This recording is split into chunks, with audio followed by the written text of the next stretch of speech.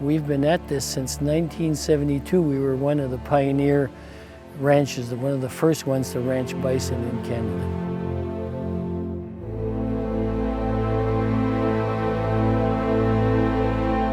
We're fairly remote, another 100 miles and there's no more roads here to James Bay or Hudson's Bay. So we're in northeastern Ontario, very close to the Quebec border, and this is the last commercial farming area in Ontario.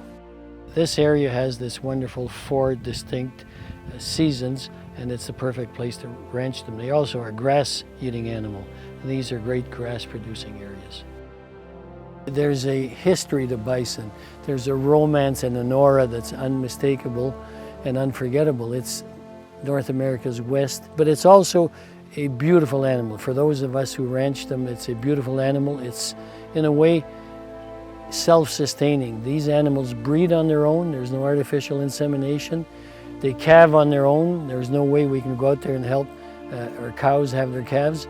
They breed in the fall, calve in the spring, and we harvest them usually in the fall.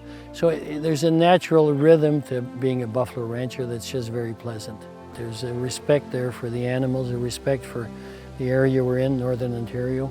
And we think we're going to be leaving this farm and these animals in a better shape than when we came along 50 years ago, whoever takes it on after we pass.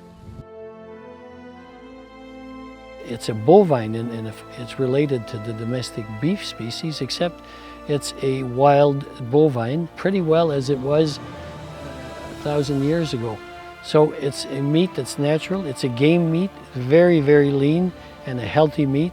And of course, the way we ranch them and grow them, no growth hormones, no feedlots, no grain feeding, and no force feeding, as close to a natural environment as we can produce. And that gives you a meat, I think, that's fundamentally a little bit healthier. We have a good reputation for quality meat from animals that are raised humanely. As a pioneer in this industry, I'd like to see the industry become fully self-sustaining, well accepted by consumers as a specialty meat product.